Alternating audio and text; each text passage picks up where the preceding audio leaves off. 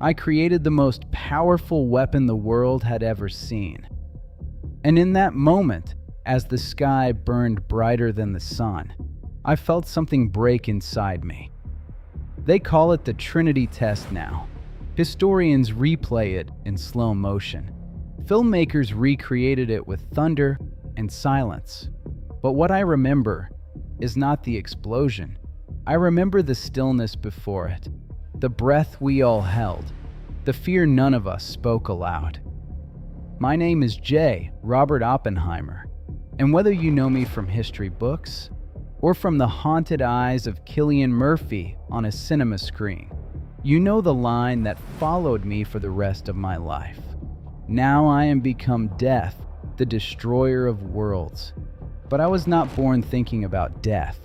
I was a thin, quiet boy in New York, obsessed with poetry, with Sanskrit, with the invisible architecture of the universe.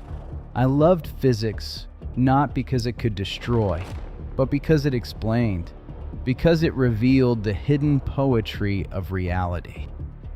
At Harvard, I moved too fast, my mind racing ahead of my body. In Cambridge, I nearly broke under pressure. In Germany, I found my voice among giants of quantum mechanics. I wanted to understand the stars, not burn cities beneath them. But history does not ask what you want. It asks what you fear. And in the 1930s, fear had a name: Hitler. The possibility that Nazi Germany might split the atom first. And when America came to me in 1942 and said we must build this weapon before they do, I said yes, not with excitement, but with urgency. The Manhattan Project was born in secrecy. Los Alamos rose from desert dust, and I gathered the brightest minds of a generation. Fermi, Teller, Bohr, brilliant men chasing an equation that could end a war, or end the world. July 16th, 1945, 5:29 a.m. The countdown echoed through the desert. Some scientists joked to hide their terror. Others placed bets on whether we might ignite the atmosphere itself. And then, light, a violent, overwhelming light, followed by a shockwave that felt like judgment. In the film, you see the crowd cheering in delayed silence. That eerie moment where sound disappears, that was real. Because when you witness something that powerful, your senses fail you. And in that blinding glow, a verse from the Bhagavad Gita surfaced in my mind.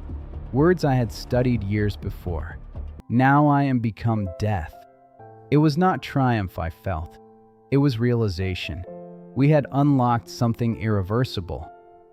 Weeks later, Hiroshima, Nagasaki, cities reduced to shadows burned into walls.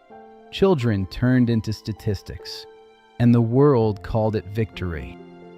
I met President Truman and told him I felt I had blood on my hands. He handed me a handkerchief. History would move forward, but I would remain suspended in that moral fracture. Some call me a genius, others the monster. The truth is far less dramatic. I was a man who believed knowledge itself was neutral and learned too late. That knowledge in human hands is never neutral. Science does not choose sides. People do, and people are flawed. I did not wake up wanting to destroy cities. I wanted to understand the universe. Yet my legacy is a mushroom cloud rising over history. The bomb changed the world in seconds, but the consequences will echo for generations. I am J. Robert Oppenheimer, father of the atomic bomb, a title that sounds powerful, but feels heavy. Because once you unleash the fire of the gods, you do not control how it spreads. You only live with the aftermath.